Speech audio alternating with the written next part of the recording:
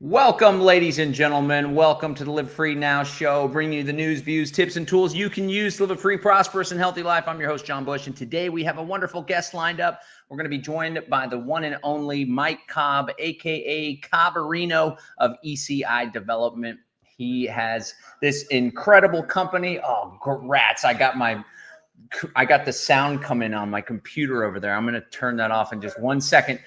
Throwing my brain off. He's a great guy, and he founded a awesome company that does real estate and communities and investing in Central America. And on top of all that, he's a good friend of mine. So he's well accomplished and a mentor. So we're going to pick his brain about real estate trends, about the economy, about where to park your money, and we're going to get into legacy as well, which is something that's been top of mind. So thank you so much for joining us again on the Live Free Now show. On the other side of this short little clip, we'll be joined by the one and only Mike Cobb.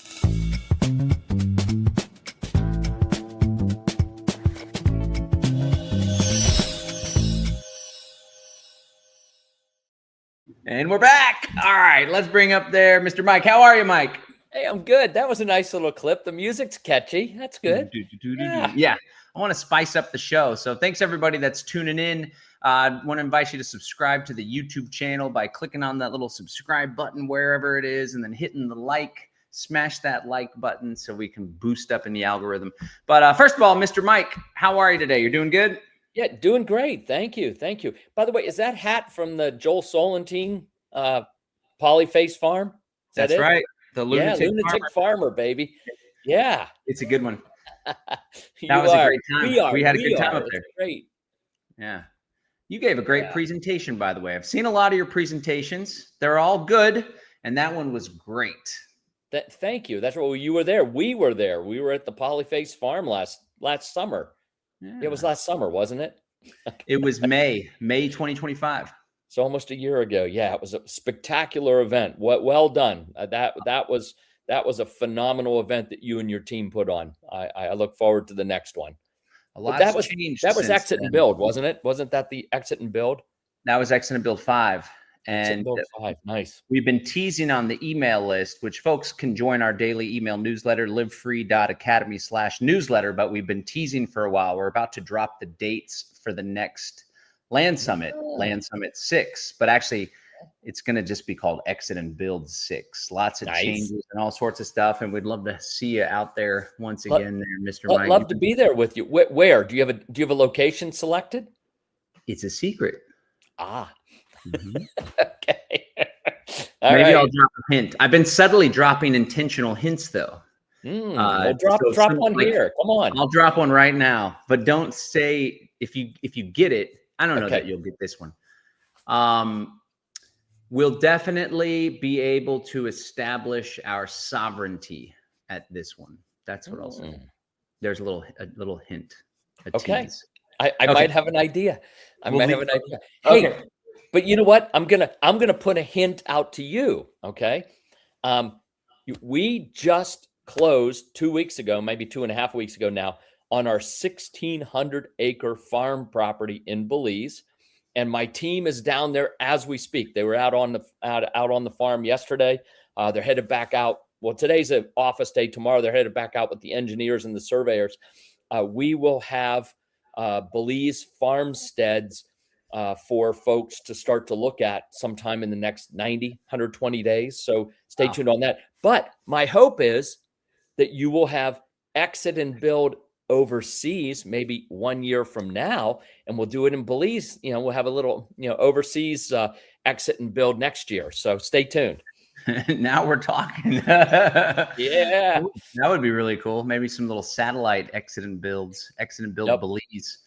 That'd be great. Exactly. Okay, so you just alluded to acquiring 1,600 acres, and I know that's not the only property or development or community that you guys are building. So if folks aren't familiar with you, what is it that you do, Mr. Mike? Yeah, thanks, John. I mean, we build. The word intentional is so overused, but I want to use it. We build communities for people who are philosophically aligned. I think that intentional communities, I follow that path, right? It's just that word has just become so trite. We build communities for people who are philosophically aligned with the freedom movement. It could be anywhere from freedom in the sense of personal liberty, right? Financial liberty, philosophical liberty. So, I mean, there's many elements to it, but at the end of the day, we really create places where you can come and be yourself. If you are a person who appreciates liberty, who understands the price of freedom, right? And what it takes to earn it, right? Because freedom is wonderful, but the flip side of that coin is personal responsibility, right? I mean, if we have freedom, we have to take personal responsibility. And the best example of that is when we move from the US and Canada into the developing world, we're moving from the world of seller beware, where we transact in a bubble in the US, right? We've got all these consumer protection laws and advocacy groups and regulations that really, make the consumer safe from the seller, right? When we go overseas, we actually move to the world of buyer beware, and it's free. You're much freer. But the flip side of that is personal responsibility. And so we have to earn our freedom one way or another. And when we can be around other folks who understand that, who are part of this intellectual community, this philosophical community, I find it wonderful to be able to. I just spoke at a conference in Las Vegas. Just got home last night. It was over the weekend, and it's called Escape Artists, right? It was an escape artist conference, and so I was one of the speakers. But what I love, it was a magician's conference. Yeah, exactly. Yeah. What is it? Some people don't know what escape artist means. I imagine it's like a plan B kind of second passport deal. Yeah, exactly. Plan B, right? How do you get out? So it focuses on things like asset protection, financial liberty, but also personal liberty and securing your personal freedom, right? And that's what I spoke about. I spoke about that. But the thing that I love is about 40 folks there, and it's a community. And by the end of the event, the conversations between the people, and I saw this happen, at Polyface, at several of the exit and builds. And you've had me now at 3 of the 4 or whatever, but or 3 of the 5. It's wonderful because you get this engagement of the people who are there, the attendees who come to the conference. They find because I'll put myself in there. I listen to the presentations as well. I'm an attendee as well as a speaker, right? We find community with the folks that are around us, and we can say what we think. We can talk about what we like without being worried that people are going to think we're freaks or whatever. And it's nice. It's wonderful. It's comfortable. So anyway, I don't know if I answered your question, John. I think I chased a rabbit around the field there. That's what we do. Yeah. So ECI Development, you founded the company. Are you the CEO or president? CEO. Yeah, we founded it 33 years ago in Belize, and we're now across Belize, Nicaragua, Costa Rica, Panama. We've got some projects that we represent in Honduras. We're looking at a project in El Salvador as well. So pretty much Central America, but 4 countries where we actively own property and we engage in development. Yeah. Cool. And one thing that's cool that I appreciate is it seems like the company, there's 2 tracks. One side is let's help folks acquire property and homes and live in community with other freedom people. And the other side is let's help folks put their capital or their wealth somewhere that could multiply. That also supports a pretty cool cause. So I'm going to talk about both sides today, but let's get into the wealth thing. First of all, there's a lot of people that are watching that the thought of where do I park my wealth is like, boy, that must be nice. I wish I had wealth in the first place. I can barely afford rent.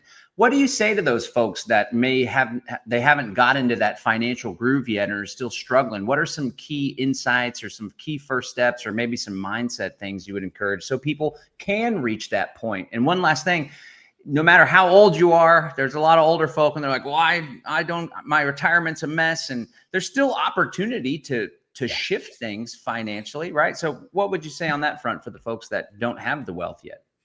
Absolutely. Look, I think almost anything can be acquired in bite-sized pieces, right? I mean, big real estate's maybe a lot harder. Although, if you look at the ways that people are, owning real estate, in the fix and rent, right, or the fix and flip kind of models, right? There are a lot of folks out there doing it. There's a lot of information on that makes it affordable and accessible to a large number of folks. I mean, look, the finance is available, right? I mean, you can in many cases borrow from the bank, but let's even take that off the table and say, it's $200,000 house. You got to come to the table with 20, 30, 40 grand, right? That's a big chunk of money for a lot of folks. And so, here's a really easy thing, right?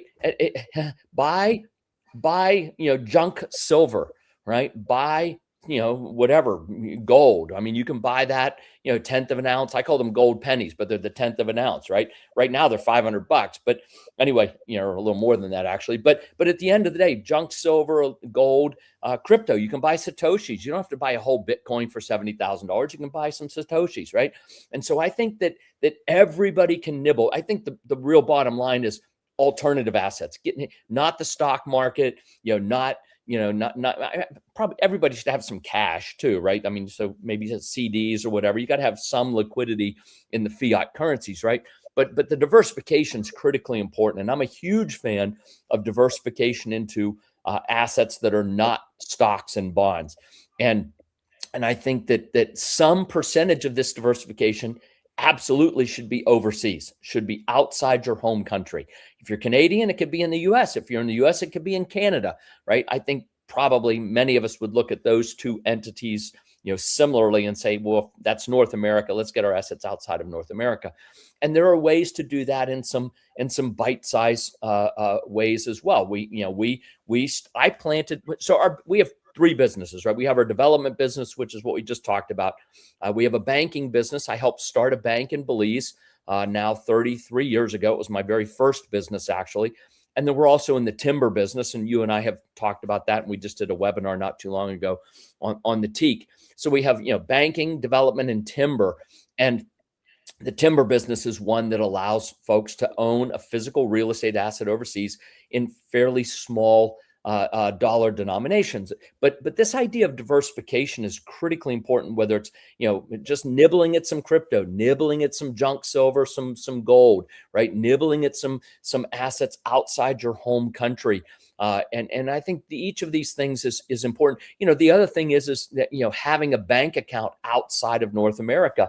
And not just our bank, but there are a few, it's not a lot of banks, but there are a few banks that actually let you hold alternative currencies. And if you say, yeah, the US dollar's, headed into the, I don't know if I can say the crapper or not, but anyway, but if I don't know what I'm allowed to say on your podcast, but anyway, say it. I mean, look, if the dollar's crapper flies. Shit or whatever. Okay. Well, anyway, crapper. If the you could even say the shitter, heading into the shitter. In the shitter. I don't know. Sometimes I have to be careful. Anyway, if you believe the dollar's headed into the shitter, and I think it kind of is, Key Bank actually allows you to hold Swiss francs, right? It lets you hold lots of currencies, right? But you can actually open an account and have Swiss francs, which is, an incredibly powerful currency for hundreds of years, right? And so I think some liquidity, some cash, some assets onshore, some assets offshore. I think this diversification of assets is critically important because we don't know what's going to work. We don't know what's going to go up, what's going to go down. I think John, you and I and the folks listening to this podcast, I think we're all pretty savvy that, fiat currency is just going to keep going down. I mean, hang on, let me see. Hang on. Oh, shoot. Hold on. His camera tracks get my wallet off my desk. I love this. I should have been prepared, John. I should have thought about who I was talking with today. But anyway, this is your $100 billion Zimbabwe note, right? Wow. $100 billion, right? And here's a 50,000 Venezuelan note, right? Bolivars, right? And so, fiat currency, it goes to the, I think I can't remember who said it, but it goes to its intrinsic value, which is, a piece of paper at some point, right? So I think the hard assets are important. Real estate, metals, crypto, I think is a hard asset. Actually, sounds kind of crazy. It's electrons, but especially Bitcoin, which has an absolute finite amount that could ever be produced. And the thing I like about Bitcoin specifically is the fact that it's transactional. People use it to transact, which gives it utility, right? A lot of times, a lot of these coins are or they're speculative coins, right? And they don't have a utility function. And so I don't know, maybe they'll do well, maybe they won't, right? I'm not into that space, so I don't really know it. But Bitcoin I love because it is a utility based token. And so that gives it, more, I think, more value certainly than just a speculative type of coin. So anyway, John, again, I'm just rambling here. I don't know what we got an hour. We're just talking shop. Somebody in the chat asked, and shout out to everybody watching along live. Let us know where you're tuning in from. I see we got DJ from Arizona. Somebody took a guess at the venue. They said Sovereignty Ranch. I'm not going to deny or confirm that one. We got Citizen Debs, Exit and Build 6, Awesomeness, Joel Salatin, Rock and Roll, let's go. And then we have Eat Healthier for You, great name there, says, how do I set up an account at your bank? I'm going to drop a link. We have a link for folks to book a call, and it's the general ECI consultation, but that can field people into your universe there. So I'm not sure if this link will be clickable in the comments, but you can try to copy that and then book a call, consult call. We're going to talk about other opportunities and talk about general insights and such. But because, here's a shortened one. Thanks. I got Ryan over here in the fly helping me out. We all love Ryan, don't we, Mike? Do we? Yeah, we do. We really like him. Yeah. He's all right. I was going to say maybe better than the host. I don't know, but Well, he used to be on this program, but what's back in anyway. Because you said this, I got to do a quick sponsor plug here. Okay. So the Live Free Now show is sponsored by Wise Wolf Gold and Silver, and they have an incredible program called the Wolf Pack. Essentially, it's a subscription program that allows you to take nibbles, as Mike Cobb shares. You take little nibbles and buy small amounts of gold and silver at regular intervals every single month. I happen to be a member, and I purchase $125 worth every single month with their Wolf Pack program. You can check it out at livefree.academy/wolfpack. That's livefree.academy/wolfpack. And I happen to have one of my most recent orders sitting right here in front of me. So we're going to go ahead and open that up and see what goodies I got. I hope you didn't see the address there on the front. It's just my P.O. box. We're going to open this up and see what I got today. I've been ordering from them since silver was, I don't know, like 40 bucks, 50 bucks. Now it's like 85 last time I checked. Comes in discreet packaging. As you can see, just a little black package. And then you get this there on the inside. And let's go ahead and open this up and see what kind of goodies I got for my $125 subscription. They often include gold backs, which are an easily tradable 1/1000th troy ounce. And they trade for a little bit more than the actual value, which would be around $5. They trade for like $8 or $10 or so because there's a premium and there's a bunch of businesses that accept them. So you got one of these. And then we have a silver quarter. Or is this a $50? No, it's a $50. Silver $50. How about that? And we have a silver ounce. Some random mint, Sunshine Minting silver ounce. So there's the full 85 bucks. And then along with it, we have some nice little goodies here. 2 silver dimes. These are junk silver, as Mike was referencing earlier. So it's 90% silver. And then this one little, what is this? Some sort of indigenous Spanish? What is this? I can't even tell where this is from. It looks like Mexico, kind of an Aztec calendar vibe on the back. Anyway, it's probably about 1/10 of an ounce of silver or so, I imagine. And then these. So the beauty of it is you get this precious metals. You can hold on to it, or better yet, you can use it for trade. Go down to the farmer's market and ask if they're willing to accept silver in exchange for their veggies. It's what I do regularly. And that's how we can build the counter economy and opt out of this failing fiat currency that's robbing our value, sending it to Israel, funding our own oppression using the central bank notes when we can use alternative currencies like cryptocurrency or these precious metals. So you can go to livefree.academy/wolfpack, livefree.academy/wolfpack. That'll bring you right here to this screen where you can sign up for a monthly subscription. And I do the Warrior Wolf. It's 125 bucks worth every month. You could start as little as $35. Wolf Cub, I think they're intending that for like to set up your kiddos. But if you want to start with $35 a month, $50 a month, that's the nibbles that Mike's talking about over time. This really adds up, especially when we see the price of silver and precious metals increasing regularly. Is the price of precious metals increasing, or is the dollar, the unit that we value those precious metals, decreasing, and it takes more dollars in order to get the same old ounce of silver that it's always taken? Just kind of weird way to think about it. But again, that's livefree.academy/wolfpack. livefree.academy/wolfpack. Join the Wolfpack today. And we're back to the show with Mike Cobb. All right, I thought that'd be a good opportunity to work that in there, Mr. Mike. No, that was good, and I love the fact that that you actually have a nibble program in place, right? I mean that's exactly what people should be doing. By the way, I just want to thank Ryan because I know it was Ryan's idea.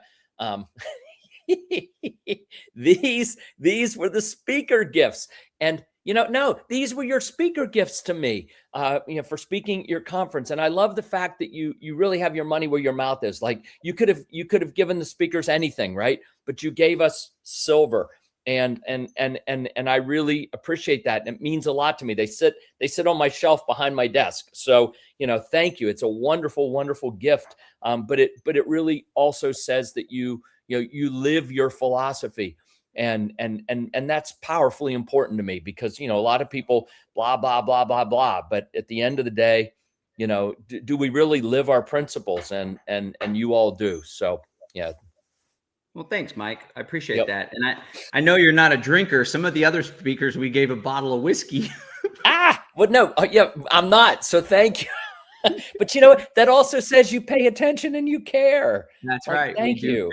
We do care. Yeah. Well, on that note, let's talk because I want to pick your brain. I want to learn about your offerings. We'll dive deeper into that. But like I said, I always share with folks that I consider you a mentor, classy guy. And you started a bank and you founded a pretty serious development firm that's making people money and building community opportunities for folks, which is incredible. That's what I aspire to do.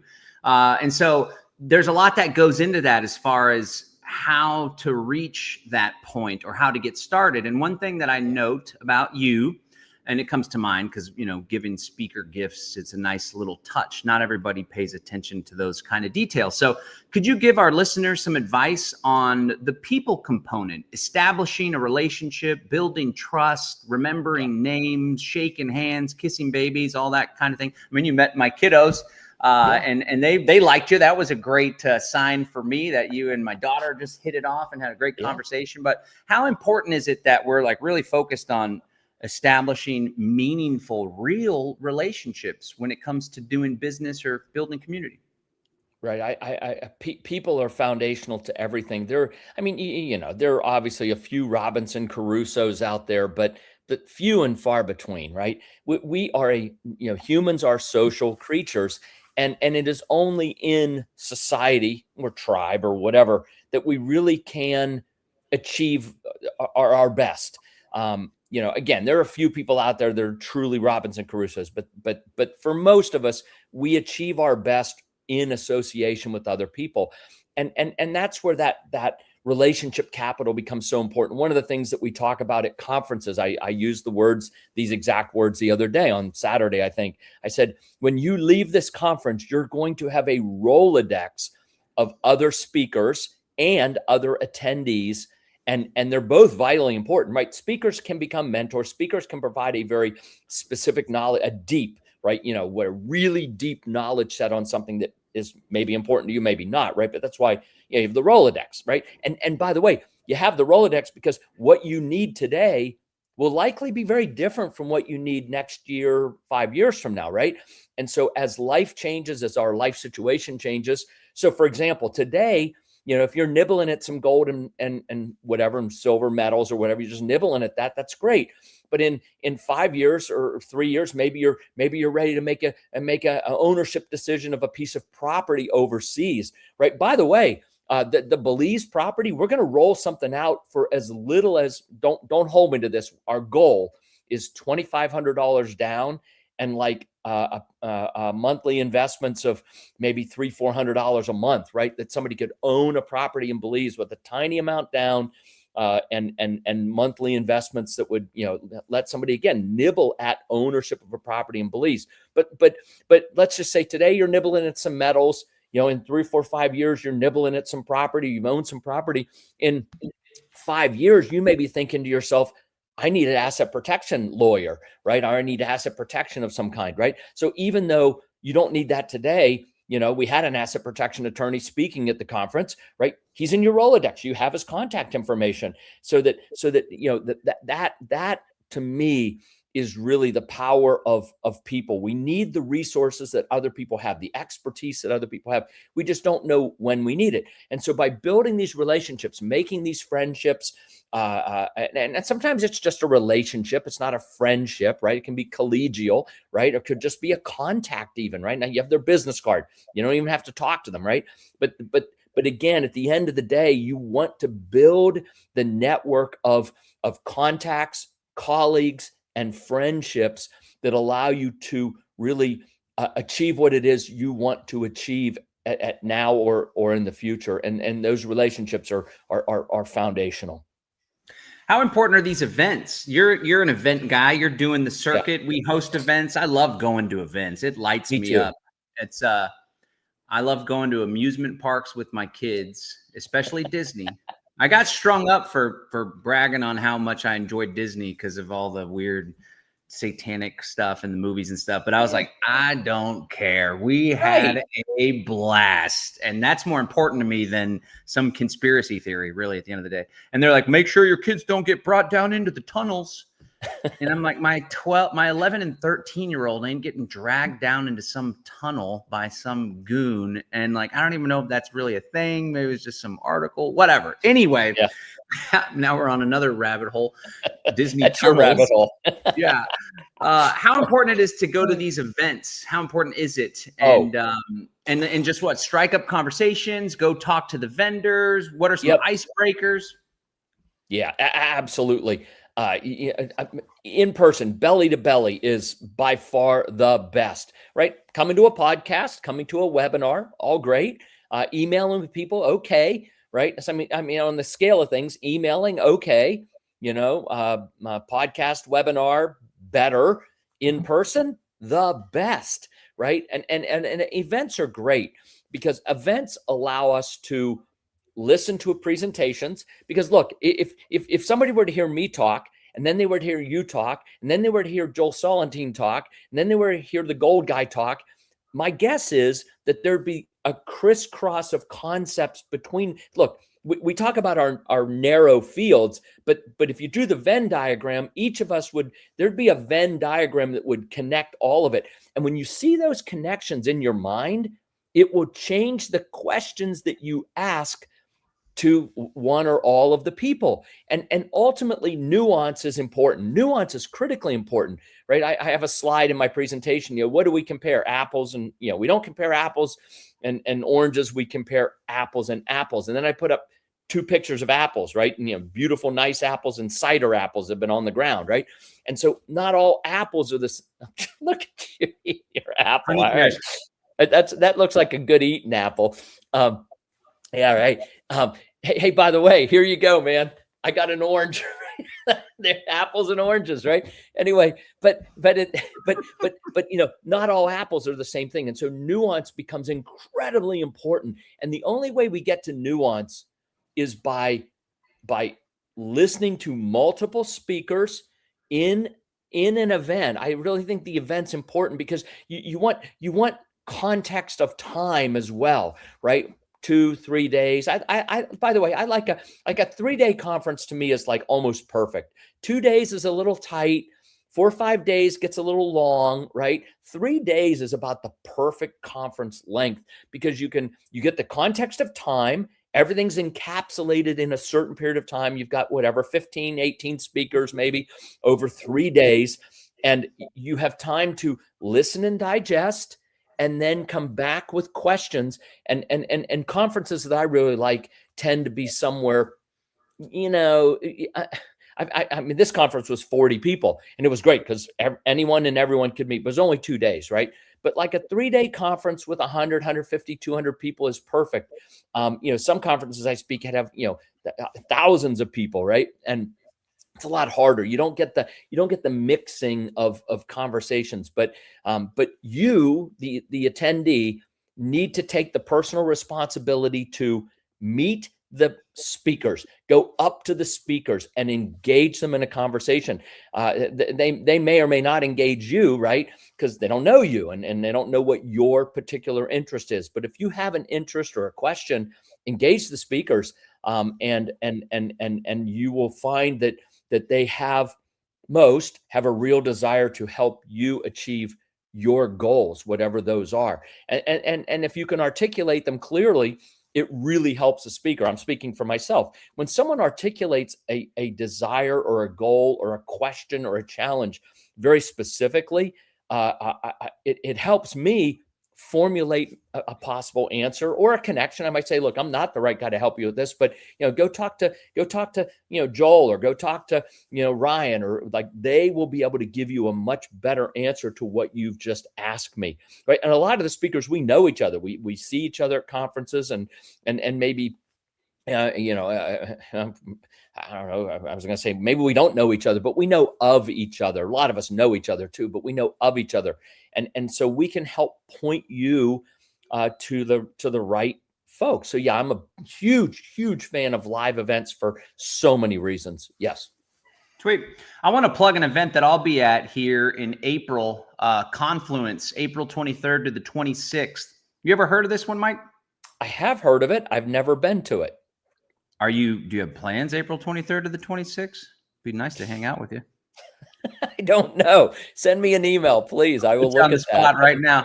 Yeah, we need to book your ticket right now, Mike. What's it going to take to get you in this event? It's in Bandera, Texas at Sovereignty Ranch. That's right by you. It is. It's an hour west of San Antonio. So it's about a 3-hour beautiful drive through the hill country. It's awesome. But I've been to every single one. It's an incredible event. I'm doing a workshop this year on private realm community building and development. But just want to throw that out for folks. I'm going to put the link in the chat. Confluenceevent.com. It's the brainchild of old Alex Zeck, but it's a collaboration with Mike and Lindsay, who helped to organize it, and of course Molly Englehart, who runs Sovereignty Ranch. She's a total badass. Her brother Ryland too. We went there when we were at your event. We went to the Sovereignty Ranch. Yeah, we did a little after farm tour thing, and you joined us there for that. That was great. So Catherine Austin Fitz is going to be speaking. She's great. I don't know if you're connected with her. She's phenomenal on a lot of the finance and economic stuff. But it's a great event with camping on site. So would love to see folks there. I know there's a lot of people in our freedom community that are going to that. So let's talk about some of your community options. I know that y'all been doing some webinars on Costa Rica, and you got a little development going in Costa Rica. How many spots are left for that? What's that all about? Let's go check it out. This is the ECI website, by the way, ECIdevelopment.com. You can also link through. We have an affiliate link. So we partner and collaborate with Mike and the team all the time on all sorts of stuff. So I'll drop that link. But if you want a shortcut, ECIdevelopment.com. So when we go to communities here, and the Costa Rica one, Grandview Estates, you want to tell us about that? Everybody loves Costa Rica. Yeah, absolutely. This is a partnership we have with a developer, Gil Phelan. He started this, about 20 years ago. In fact, it's interesting because Gil and I were on the speaking circuit together. We spoke at a lot of the same conferences. He was talking about what he was doing in Costa Rica. I was talking about what we were doing in Belize and Nicaragua and Panama. We have property in Costa Rica as well, but we've just not developed it. So this is a relationship. But again, there's going to live events, meeting Gil. Gil and I would go have a meal together. He and his wife and I would go grab sushi. I remember many times that was sort of our go-to at a conference. He built this beautiful community in the hills overlooking the Caribbean, on the Caribbean side of Costa Rica. Phases 1, 2, and 3 completely sold out. Phase 4, this is his last phase, and he'd like to accelerate the sales. And he said, Mike, can you get the word out to your network? And so we're working with Gil on the last, it's not many, maybe 20 home sites. I think there are a total of a little over 100 home sites, and he's down to the last 20. John, these home sites are all, he might have one or two that are just under an acre, but they're an acre to an acre and a half. There's the map. And acre to an acre and a half. And this is absolute farm, like grow your own vegetables. This is volcanic soils. It doesn't rain every day, but it rains kind of throughout the year. So water's not an issue. In fact, one of the home sites, I don't even know if it's still available, has a beautiful waterfall on it. This is truly a Costa Rican paradise. Anyway, so it's awesome. And Gil's a great guy. What he's done there is phenomenal. And so if folks want to see it, reach out. We'll make sure they get connected. By the way, you talked about coming to me directly. People can certainly come to me directly. But John, you and I, you've asked me to make sure that all of your readers, mostly, but listeners in this case, get entitled to some extra bonuses. So if you are coming through the direct route, which is fine, just make sure that you heard about us through John, and you'll be entitled to the extra bonuses that all of his listeners and readers get. So, yeah, well, thanks, Mike. Appreciate that. Absolutely. Yep. Are there any other community and this is cool too, because Mike and I'm assuming Gil, it's like, I know for sure Mike's putting out a beacon primarily, almost exclusively to freedom people. Correct. Like freedom, you sponsor Anarchapulco, you've worked with Jeff Berwick, and you sponsor our stuff, and it's like freedom people. So populating these communities are people that think like we do. And again, it's two different apples, right? We're not all the same, but there's a general tendency against the shots and skeptical of government and care deeply about freedom and alternatives. And so it's just pretty cool to see. I appreciate it too, as somebody that studies. I obsessively study entrepreneurs and people that do big things. Elon Musk, Steve Jobs, Jeff Bezos, you name it. In fact, right now I'm reading the biography of what's his name? I can't even remember it right now. Can't believe what did he do? He was the president of Ford Motor Company, and he saved Chrysler. Lee Iacocca. Yeah. He saved Chrysler from the brink of disaster.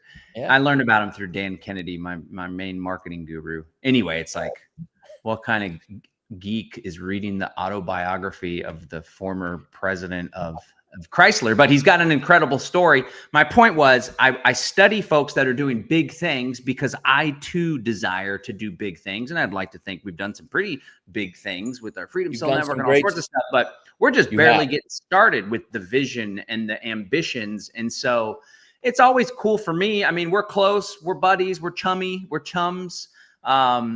We can goof off and stuff, but in all reality, I have a great deal of respect for you and what you've been able to build, and just seeing it. I mean, seeing this map here, it's like, okay, that's pretty cool. And it's not that there's multiple communities, like all these different communities that are, some of them are tiny home communities. Some of them are on the beach. Some of them have lots. Some of them have like natural, eco kind of homes. And it's just like, wow, man, you're really doing it. So kudos to you, and the fact that it's all dedicated towards freedom people. Like, this is what it's all about. It is. Look, earlier we were talking about people, right? And yes, I a lot of the stuff's my ideas initially. The vision is mine. But at the end of the day, the ideas, the actual ideas, the vision goes to ideas, goes to execution, right? I mean, that flow through.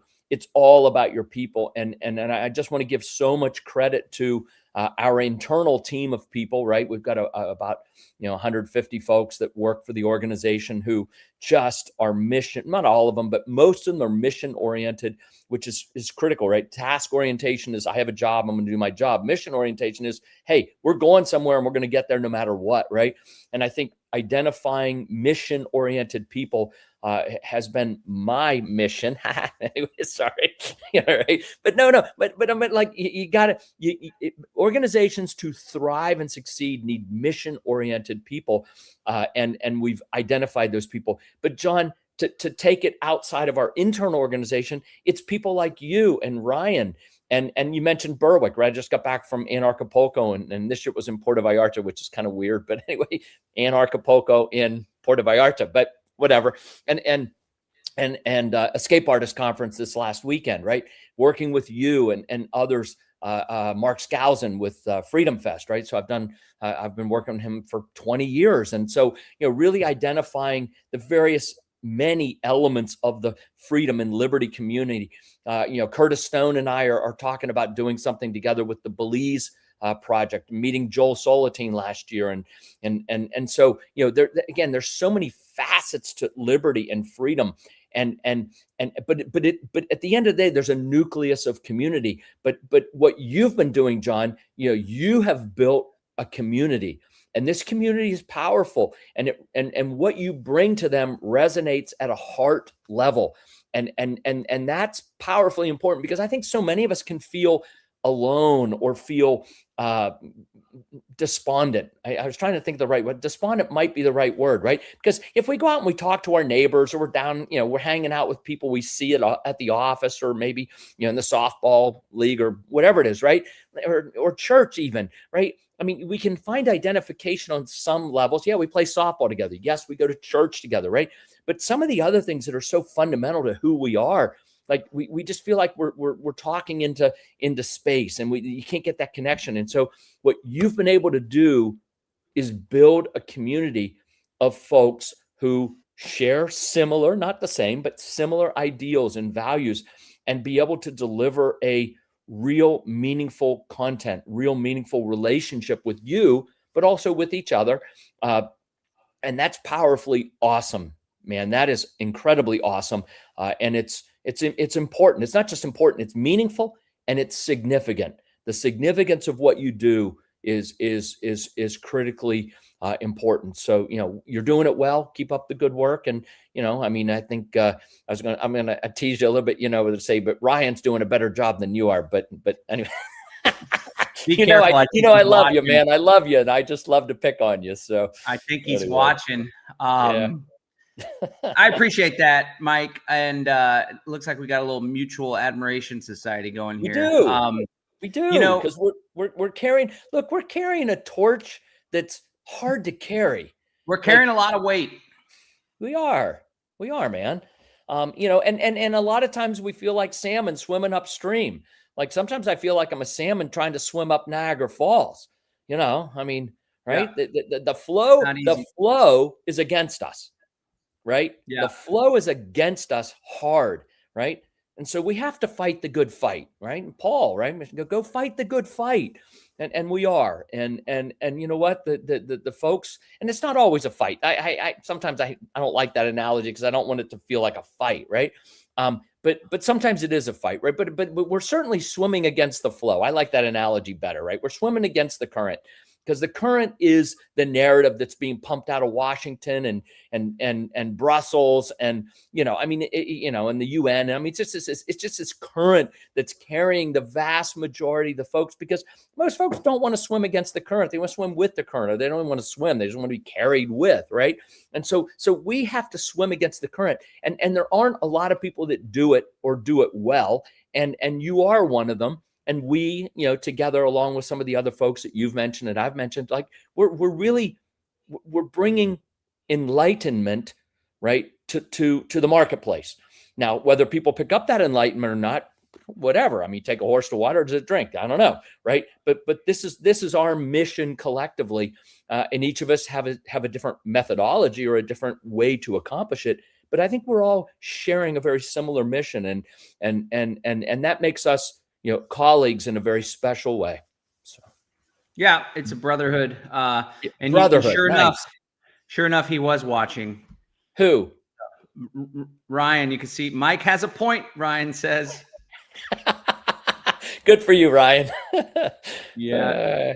This guy. I appreciate that, and people showing me love or just recognizing the work that we do, it holds a lot more weight lately, because I tell you what, there's folks, even people that I'm close with, that seem to be focusing more of their attention on my shortcomings and my missteps, even though I have no problem taking full ownership of any Yeah. transgression that I've committed against anybody in the past when I showed up in a way that wasn't in alignment with the person that I want to be.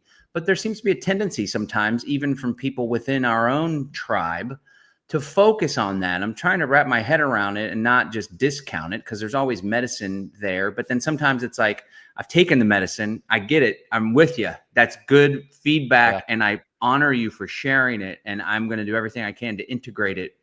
But then when people are still like, yeah, but that's not good and you're not good and blah, blah, blah, I'm ready to toss you out. It just is hard. So anytime I'm out at these events or chatting with you or whatever, and people recognize like, this isn't the easiest thing that it is that we're doing here. It means a lot to me. Right. Well, just remember that, we have our tribe or our brotherhood, right? The freedom loving people, but that's still a subset of humanity. And I like to say there's 10% of the people in the world, and I'm making that number up, but I don't know, my experience, that's about right. There are 10% of the people in the world who are not happy unless they're unhappy, right? They're only happy when they're unhappy, right?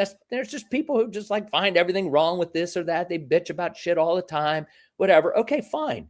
That we have that same demographic within our networks, right? So I just say, well, look, if you're that kind of person, you're only happy when you're unhappy, then just, fine. I mean, that's you. I'm not going to own it. I'm not going to wear it. That's your choice of how you live your life. I feel incredibly blessed. I've lived and worked. I've worked outside the US now for 33, almost 34 years. I lived outside the US in Nicaragua for 14 years. I just know how blessed we are with abundance. The U.S. and North America, even Europe and other developed countries, all the developed countries, we are blessed with abundance. I don't know. Maybe there's somebody on here who has food insecurity, right? That they're thinking to themselves, "Am I going to eat tonight?" Right? I have not worried about eating tonight ever in my entire life, right? And I think most of the people I know in North America have never had to worry about what am I going to eat tonight? Or worse, what can I feed my children tonight? Like as a parent, like, holy smokes, man, that would suck at a level of suck that's just hard to even fathom, right? Can I feed my children tonight, right? And so we are blessed with abundance. And so when you find these 10% of the people who just want to bitch about shit and they're unhappy about this and unhappy about that, you know what? I mean, now I'm going to drop the F-bomb. Fuck you. Fuck you. Go get some, no, really, fuck you. Go get some gratitude. Go get some gratitude, right? We all have stuff to be grateful for. So whatever, John, you take that for however you like it. But like I take those people and I just, there's my philosophy on them. Go find some gratitude. Yeah. Find some gratitude. We all have things to be grateful for, and we all make mistakes. And what's important is learning. And learning you said you owned up to them, right? We all make mistakes. Everybody makes mistakes. It's not that you make mistakes. It's what you do when you make mistakes, right? Do you own up to them? Do you take responsibility? Do you address them? Do you fix them? Right? That's really the bottom line. That's the measure of a man, right? Or a woman, right? How do you fix your screw ups, right? I was thinking about booking an appointment with my therapist that charges $250 an hour, but I think I might be satisfied now after this conversation. You can send me $250, buddy. I paid this high dollar coach at one point, and my sister was like, "I can't believe you paid that much." And then I would lean on my sister for all sorts of advice too. And one day she's like, "Where's my consultation fee, John?" Exactly. I was like, I'll take you out for margaritas, sis, and ask you for more advice. You have quite the comeback story. Do you share that story publicly, or was that more just a steak meal thing? I'm not sure which one. I have a few comeback stories. Well, the one where you used to have some major struggles that were hard to shake. Yeah. No. So yeah. Can you share that? Because I mean, you're sharing all this stuff. You're the president, the CEO of a big company. Yeah. You got wealth. You started a bank, and a lot of people may be like, well, easy for you to say that you've never, not Sure. fed a family or whatever, but you've been down and out in the dumps pretty low, and you've managed to pull yourself together and build Yeah. a beautiful life with the family and everything. By the way, thanks for being cryptic. But anyway, I yes. wanted to So check I in. am, yeah, I am a recovering drug addict and alcoholic. 37 years clean. Later this month, a couple weeks, I will be 38 years clean and sober. Anyway, yeah. So I've definitely had an incredibly, bottoming out at one point, and and so I did. I went through the 12-step program. Went to a ton of meetings, went through actual inpatient, all that kind of stuff. And I think that's really the bedrock of my my gratitude, right? I've been redeemed. I was saved, and I was saved before I believed.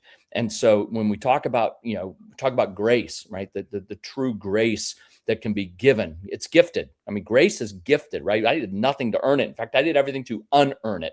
And so to be saved before I believed is powerfully it's this powerful life changer. Can be. We have to embrace it. We have to own it. We have to embrace it, and then we have to continue to earn it. Right?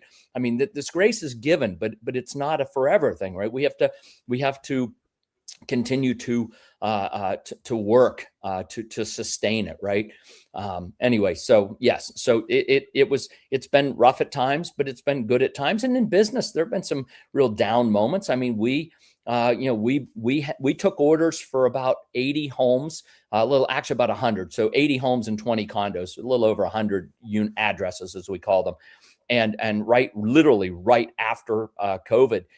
And all the prices of materials went up, the delays of construction. Our company has lost about $3.5 million delivering these 80 homes, and the jury's still out on the condos. We're probably going to lose $1.5 million on that. So we'll be out about $5 million to honor our contracts, to honor the obligations we made to buyers. And yeah, I've got some buyers and owners who are really pissed off because their house wasn't built, in 2 years like we said it would. It took 4 years, maybe 4.5 years. But the house that they bought for $100,000, $99,900, cost us $150,000 to build. And so they picked up $50,000 of equity, and we handed them the keys to their home, right? So we've had some business challenges as well, of course.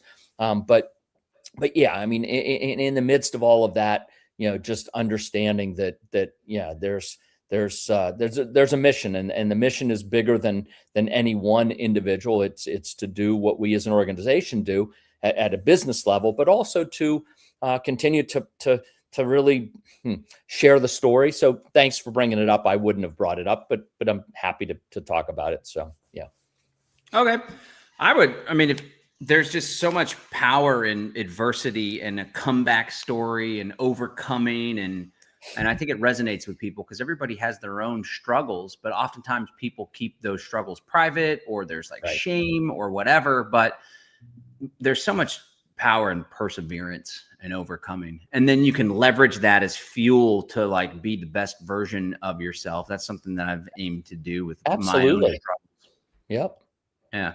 Okay. So let me ask you about legacy. What does legacy mean to you? And what legacy do you hope to leave? And what role does your children play in that legacy besides your business, whatever's going on there? Yeah. Yeah. Well, legacy is a lot of things, right? It can be financial, it can be philosophical, and familial, right? I think the biggest legacy we can leave is when we love our children, right? We pass on love, because love is the most powerful of all forces in the universe. And so when we love our children and we give them that willingly, openly, and without limit, right? We instill in them the ability to have a great life, to themselves love others. And so I think love is the first element of legacy, right? And again, it's from the time they're nothing all the way through. Then you've got financial legacy, right? And that really is also important, because again, if our children can stand on our shoulders, right? Which I think that's how people build wealth, right? Wealth is sometimes it's, whatever. I mean, Zuckerberg, whatever. I mean, all of a sudden, boom, they're billionaires or whatever. But at the end of the day, most wealth in the world is built, standing on people's shoulders over time. And so the ability to have investment products that do legacy. So back in 1998, I read an article about teak reforestation incentives in Panama. Started to look for a farm, and in late 98, early 99, we found the farm. We bought it in Panama, a 100-acre farm, cattle pasture actually. And in the summer of 99, June, July, and August, we planted 100 acres of teak trees. And the idea was that in 25 years, we would harvest, there were 6 of us, that we would harvest the teak trees, and that our children, we would get the first harvest, which is now, actually, we're cutting trees right now. And we would get the first harvest. We would replant, because we own the land, we'll replant. And in 25 years, our children would get the next harvest, right? And then in 25 years, their children would get the next harvest. So we saw the timber business, specifically teak in Panama, as a way to create generational wealth and create that financial legacy. And if you look at the big and the wealthiest families in the world, that's typically how they do it. I mean, they make their money in some way, but then they preserve that wealth over time through legacy and generational wealth stewardship investment models. And teak timber is certainly one of those. And John, you own teak. I mean, I think I'm allowed to say that you shared it publicly in the past. I think that we've talked about it. We've had some webinars about it for folks who are looking to create generational wealth. I mean, it's a it's a little under 9,000, but it's a $9,000 investment. And in 25 years, it pays off a little over 100,000. So it's a 10X over 25 years, which is a phenomenal internal rate of return. It's like an 11 or something like 11% internal rate of return, which is almost unheard of on any kind of 25-year time frame. And while $9,000 is a lot of money for some folks, it's also within the realm of realistic affordability as an investment for many folks. And it's also overseas. It's outside the U.S., right? It's in Panama. It's a physical hard asset. You own the land, right? You get title to the land. You own the trees. And we actually even have some financing programs available for that to make it more accessible. Because look, at the end of the day, mission, right, is about the delivery of a service to others. You and I both are big fans of Zig Ziglar. And Zig Ziglar was an incredible motivational speaker and sales trainer. But he had many sayings, right? The one I love and the one that I embody the most in my whole mission is this: if we help enough other people get what they want, we can have what we want. And the point is that any sales opportunity is really a service opportunity. Find something that somebody wants or needs, provide it. And if we do that, we can earn a profit, right? Or whatever. We earn a fee, however that is. And that's really to me, the fundamental basis of our company, right? We started a mortgage company in Belize 33 years ago because there was no mortgage money. If you were coming out of Texas to buy a condo in Belize, no bank in Bastrop would give you money for a condo down in Belize, and no bank in Belize would give you money because you were a foreigner. So there was this big hole in the marketplace. And it meant that if you wanted to buy a property, you had to come to the table with 150 grand. Well, not everybody has 100. In fact, very few people have 150 grand. They just flop on a condo in Belize. So we started a mortgage company to provide a service to people, right? Then we saw that the development companies were building this really expensive product and, again, kind of icing out the middle class. And we said, you know what? We can build really nice, high quality product that's affordable to a middle class consumer. And that was the genesis of our development company. And then on the teak, the same kind of thing. I have to say that was a little bit selfish at the beginning. We weren't really thinking about other people. Well, we were thinking about our children and our grandchildren and our great grandchildren. Those are the people we were thinking. We weren't thinking externally. But as we got into it, and we started just talking about it, and people were like, "Oh, what's that?" And then Panama made it easy to get a second residency in Panama through a teak investment. In fact, literally, I was in Panama a week ago. What day is today? I don't know what today is. A week ago, Monday or Tuesday last week, I got my Panamanian permanent residency. All right. Yeah, I've had Nicaraguan residency for 20 years because we lived in Nicaragua for 14 years. So Nicaragua, here's my Nicaragua. Nicaragua is my Plan B residency, and my Panama residency is my Plan C residency. I believe in Plan B and Plan C. And so with the teak ownership, you have the ability to qualify for a permanent residency in Panama. And so now this teak plantation that we did, say, selfishly for ourselves and our family has become much more than that. It's really become, it's folded into the mission of serving others. How can we help people get a residency outside the United States?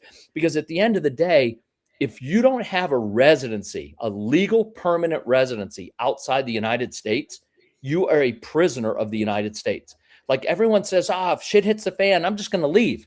Great. Get on an airplane, go. Like you can fly to 100 countries around the world and they'll say, hey, welcome to, whatever. Welcome to, Jamaica. Welcome to Portugal. Welcome to Belize. Right. But in 90 days, you have to leave because like you have a tourist visa, like you can't stay. Right. But when you have a legal residency somewhere else, it gives you the legal right to stay somewhere else. And if we're really concerned about the direction of the United States or Canada, where things are headed, I think many of us see train wrecks coming. I think many of us understand that things are headed in a direction that might not be good for liberty, for our personal liberty. The way we can protect our personal liberty is by having a second residency outside our home country. And the beautiful thing is you can actually then create a financial legacy at the same time. It's 2 teak parcels, by the way. It's not just one. It's 2 teak parcels plus the legal and the government fees. For about $26,000, you can become a permanent resident in Panama, legal permanent resident forever. Now, you don't have to live there. The beautiful thing about Panama, they say you only have to show up 1 day every 2 years to maintain a permanent residency. So it truly is a Plan B that you can keep in your wallet, keep in your pocketbook, and you have it. And if you need it, you got it. If you don't ever need it, well, you have teak trees that are going to, produce a nice return for you or for your children or for your great-grandchildren, whatever. So again, those things all kind of, came together. They folded in together after the fact. But I think that's a big part of entrepreneurial activity, right? Sometimes you do things and you don't know how or if it's actually going to, do something different. But in this case, it did. Cool. Yeah, it's got a double benefit. I'm going to drop a link there if folks are interested. We've done some webinars and promotion of this timber opportunity, and I have a parcel as well myself. And so folks in the Live Free Academy community just eat it up. It's got all sorts of benefits. And then there's teenage parcels, I understand, that don't take that full 25 years, but the full 25 years has greater opportunities. Just got to be patient, which is good. Some people think it's a liability that you got to lock your money up for 25 years. I think it forces discipline, no cashing out, right? Yes. We're here at time, but somebody had a question real quick. Yep. A great question. This one comes up in the webinar. How did Mr. Mike and his partners on the timber endeavor succeed to keep the plantation safe from illegal cuts? And it looks like Incognito Mood has some context here. As an owner of forest lands in Bulgaria, my country, such endeavor will require some surveillance costs that many times change entirely the calculus of the investment return. I'm wondering how things in Panama are better than those in Europe, though Eastern Europe is a country from the post-Soviet Union. So this comes up often, illegal logging or whatever. Sure. What do y'all have in place for that? Yeah, no, great questions. Look, we have a business plan. It's it's short. It's 25 pages, and it's got all the data, all the facts, all the information in there. So if you really want a fully fleshed out answer, John can connect us. We'll get to the business plan. But here's the short answer. One, from day one, we knew that we didn't know anything about reforestation in Panama or teak. Or we knew nothing about the industry at all. And so we hired a company called Heo Forestal to be our forestry management company. And so, yes, we've actually had people on the farm pretty much, every day for 26, 7 years now. And so that doesn't guarantee that there won't be theft or fire or insects or whatever. But when you have people on your farm every day, and now we actually have 5 farms in Panama. And so, we continue to use Heyo Forestall. They're a tremendous company. They're a professional forestry management company.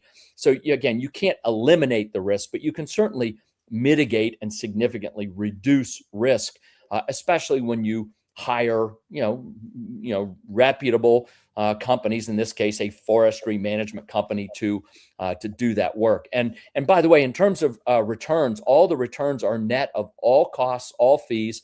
Again, it's in the business plan.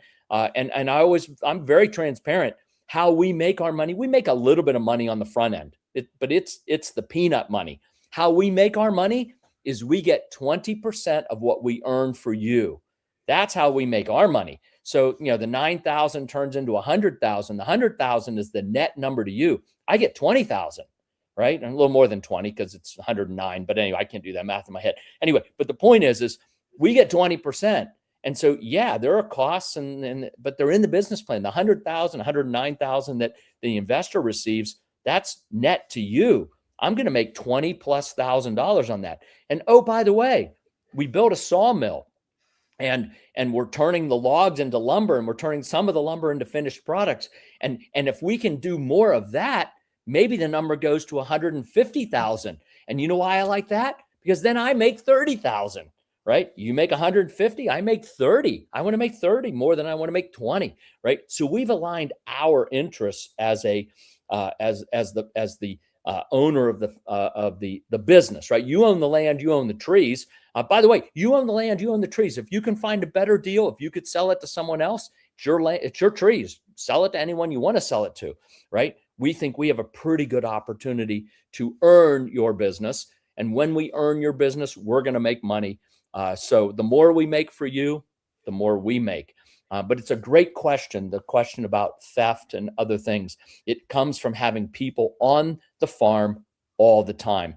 And the way we've chosen to do it is to outsource it to a large forestry management company. We could have done it internally, but again, we don't know anything about it. So let's find experts who do and pay them to do that work. And we are.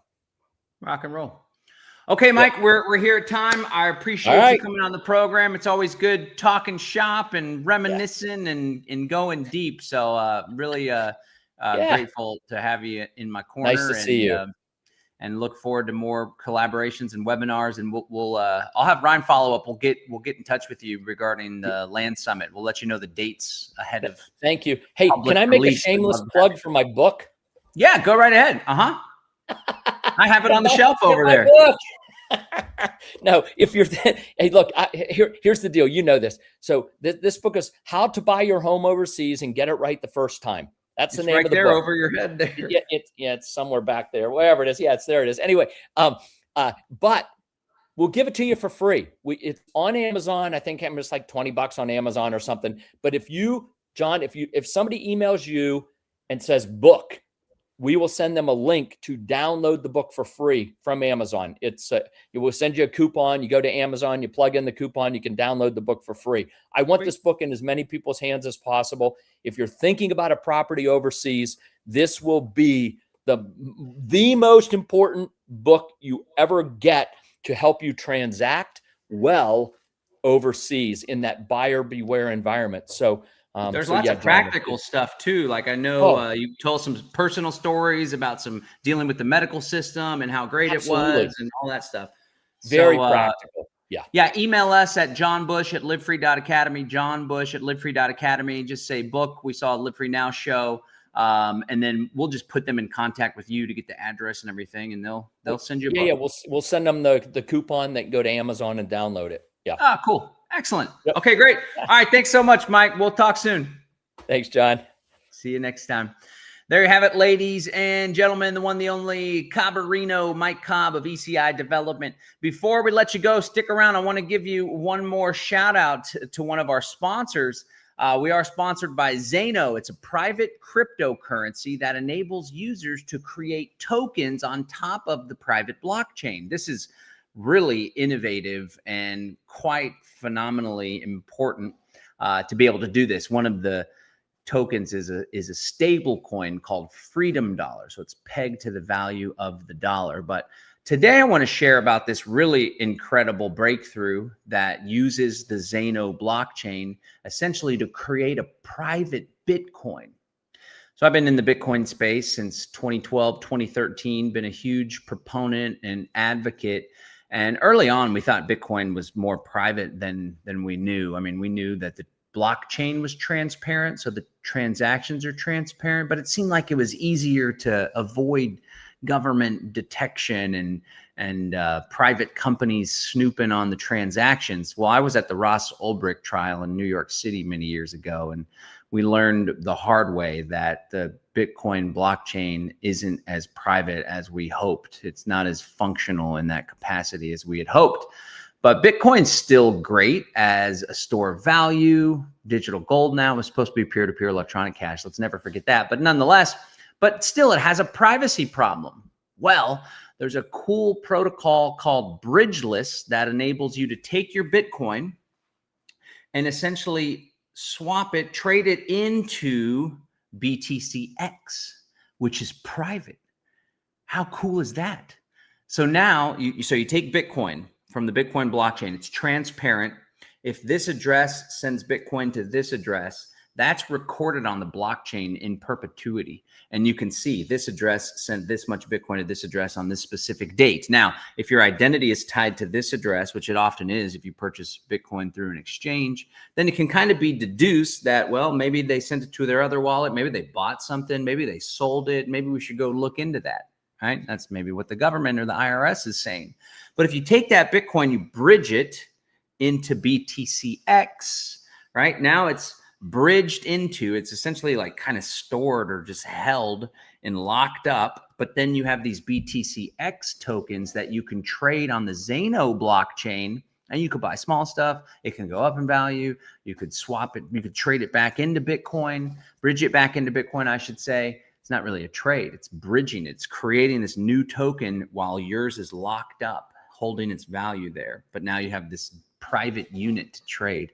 Super cool. And, you know, that's something that there's a need for in the marketplace. So much so that this Starknet, and I'm not super familiar with this Starknet here, but they were super excited. They're like, it's finally time for Bitcoin to get privacy, introducing Stark BTC, a new wrapped Bitcoin token with built-in privacy capabilities. So this does something similar, right? It allows you to take your Bitcoin and make it private. But as our friends at Zano pointed out, and this is really important, this is in their little their terms of service. To receive and hold shielded Strike Bitcoin, users generate a viewing key that enables compliant disclosures. Again, this is this company, Stark BTC. They're doing this private wrapped Bitcoin, similar to what Zano does. But get this, get a load of this. Viewing keys are encrypted and registered through a threshold-controlled third-party auditing entity. In the event of legitimate legal requirements, whatever that means, an authorized audit trail can be reconstructed for a specific user without compromising the privacy of the broader network. So essentially, as Zano pointed out, Starknet launched Stark BTC as private Bitcoin. The reality, viewing keys are registered through a third-party auditing entity, which creates a backdoor. The bridge requires custodians. That's the bridge that puts it into this BTC, Stark BTC. And privacy is a toggle switch, optional. The privacy can be turned off by this third-party auditing entity. Compare this to Zano's private Bitcoin, BTCX, trustless, non-custodial bridge, privacy enforced by default, hidden amounts, senders and receivers, no viewing keys or third-party transaction auditing, no backdoors for selective conditions, for selective disclosure. So really pretty cool here. It's privacy with conditions on the Starknet privacy BTC.